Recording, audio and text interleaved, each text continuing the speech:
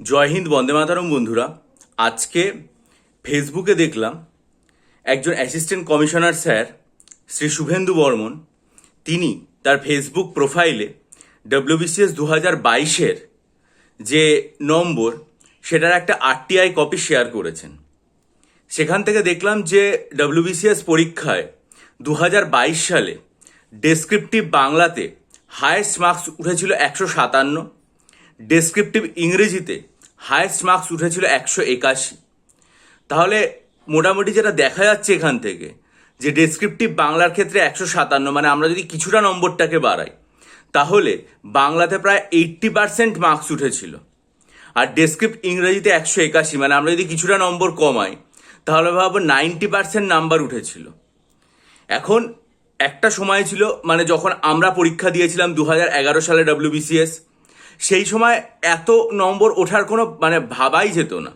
মানে কেউ একজন 55% বা 50% নম্বর পেয়েছেন ডেসক্রিপটিভ বাংলা ইংরেজিতে, সেটা ভাবলেই মনে করা হতো যে তার নম্বর একটা বিরাট উচ্চতায় পৌঁছিয়ে গেছে।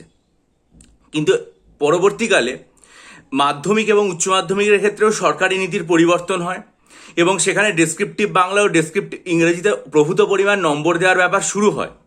তার ছোঁয়া পাবলিক সার্ভিস কমিশনেও লাগে এবং পাবলিক সার্ভিস কমিশনে আস্তে আস্তে বাংলা এবং ইংরেজির ক্ষেত্রে নম্বর দেওয়ার পরিমাণ বাড়ায়।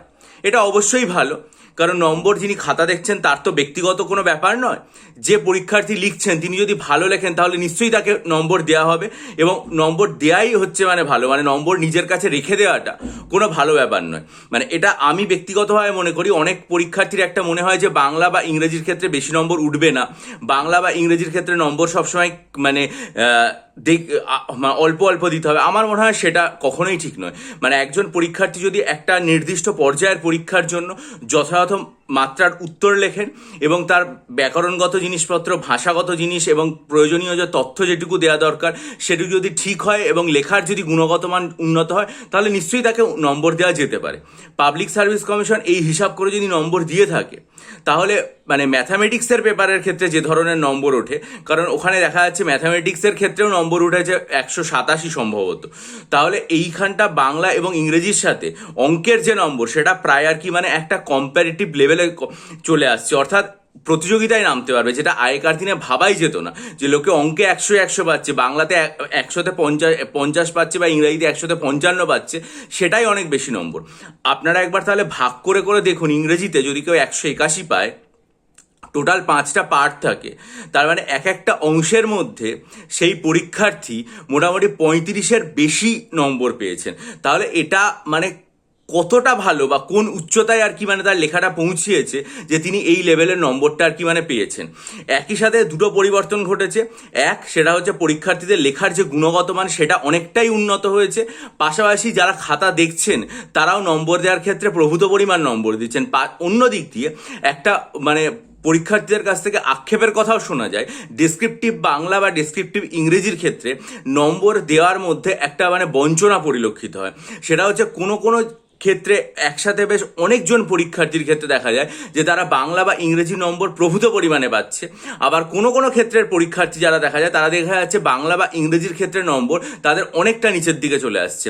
অর্থাৎ তারা যতই আর কি মানে ভালো লিখুক না কেন তারা সেই নম্বরটা তাদের উচ্চতায় পৌঁছাতে পারছে না। মানে একজন পরীক্ষার্থী 200-র মধ্যে খুব ভালো লিখে পেয়ে গেল হচ্ছে 160, আর একজন পরীক্ষার্থী 200-র মধ্যে খুব ভালো লিখেও পেলে হচ্ছে 105, বা সে হয়তো 100 বা 100 ছুঁতে পারলো না। অর্থাৎ নম্বরের মধ্যে বা নম্বর দেওয়ার মধ্যে একটা বৈষম্য সব জায়গায় আর কি মানে থেকে যাচ্ছে। এখন যেটা হয় বলে আমার ব্যক্তিগত ধারণা, সেটা হচ্ছে পরীক্ষকদের কাছে তো খাতা পাঠানো হয়, সমস্ত পরীক্ষকের কাছে একই মানে একজন পরীক্ষকের কাছেই খাতা পাঠানো হয় না, কারণ এতজন পরীক্ষার্থীর খাতা হয়তো 3000-4000 পরীক্ষার্থীর খাতা, সেটা নিশ্চয়ই ভেঙে ভেঙে হয়তো আর কি মানে 2-3 বা 4 পরীক্ষার্থীর কাছে পাঠানো হলো, এই শিক্ষকের কাছে পাঠানো হলো। এবার প্রত্যেক শিক্ষক যারা থাকেন তাদের নম্বর দেওয়ার যে মানে হাতটা সেটা একই রকম হয় না। কোনো একজন পরীক্ষার্থীর একটা নির্দিষ্ট লেখাতে একজন শিক্ষক হয়তো 40-এর মধ্যে তাকে দিয়ে দিল হচ্ছে 35, আর একজন শিক্ষক যিনি খাতা দেখছেন তিনি একই লেখাতে হয়তো 40-এর মধ্যে নম্বর দিলেন 25। বা এটা যেহেতু একটা লিটারেচার বা সাহিত্যের সাথে যুক্ত বা ভাষাগত বিষয়, এখানে তো আলাদা করে কিছু নির্দিষ্টই করা যাবে না। এমসিকিউ পেপারের ক্ষেত্রে কি হয়, একটা প্রশ্ন একটাই মার্কস এবং সেখানে একটাই নির্দিষ্ট নম্বর, সেটাই দিয়ে দেওয়া হবে।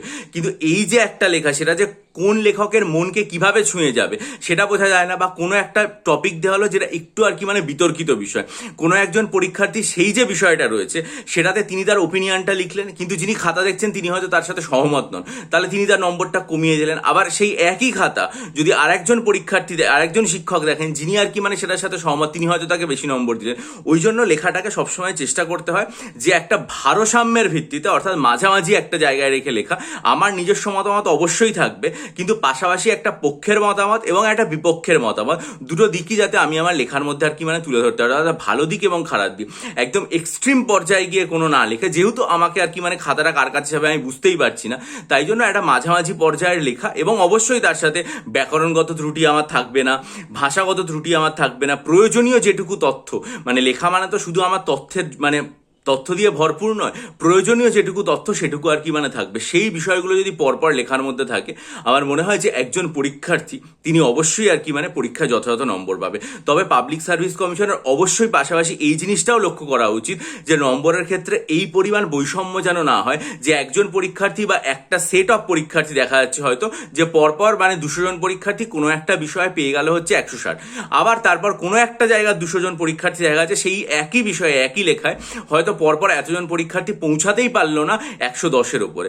এই যে একটা বৈষম্য ডেসক্রিপটিভের ক্ষেত্রে, সেটা কিন্তু পরীক্ষার্থীদের নাম্বার এবং শেষ পর্যন্ত তাদের চাকরি পাওয়ার যে জায়গাটা সেটাকে অনেকটাই আর কি মানে হ্যাম্পার করে দেয়। তাই জন্য পাবলিক সার্ভিস কমিশনের এই জায়গাটাও যথাযথভাবে বিচার করা উচিত যে এই রকম উঁচু নিচু যেন না হয়। সেই জন্য একটা মানে বারবার একটা জিনিস বা একটা দাবি রাখা হয় যে এই যে নম্বর যেগুলো মোটামুটি একটা ডেসক্রিপটিভ পেপার, সেগুলোর মধ্যে একটা নর্মালাইজেশনের ব্যাপারটা নিয়ে আসতে, কারণ যেহেতু জিনিসটা নর্মালাইজেশনে নিয়ে আসা হয় তাহলে মোটামুটি সবার নম্বর একটা ভারসাম্যের অবস্থায় পৌঁছায় এবং একটা মাঝামাঝি জায়গায় পৌঁছায়। কিন্তু এখনো পর্যন্ত আক্ষেপের বিষয়, পাবলিক সার্ভিস কমিশনের তরফ থেকে নম্বরের এই যে উঁচু নিচু ব্যাপারটা বা এই যে একটা বৈষম্য, যে একটা সেট অফ পরীক্ষার্থী হিউজ নাম্বার পাচ্ছে আর একটা সেট অফ পরীক্ষার্থী একদম কম নম্বর পাচ্ছে, সেই রকম নর্মালাইজেশনের খবর কখনোই আসেনি। কিন্তু একটা ভারসাম্য যেটা অল ইন্ডিয়া সিভিল সার্ভিস বা ইউপিএসসি সবসময় করে, যে নম্বরের ক্ষেত্রে একটা ভারসাম্য বজায় রাখার জন্য এই যে একটা নর্মালাইজেশন করে, যদি পাবলিক সার্ভিস কমিশন এই ব্যাপারটা নিয়ে ভাবে যে পরীক্ষার্থীদের নম্বরের মধ্যে যে এই বৈষম্য সেটা দূর করা এবং সেটার জন্য মানে নর্মালাইজ করা, সেটা অবশ্যই ভালো হবে। তাহলে নম্বর এত উঁচু জায়গাতেও পৌঁছাবে না এবং কারো নম্বর এতটা নিচুতেও আর কি মানে নেমে আসবে না।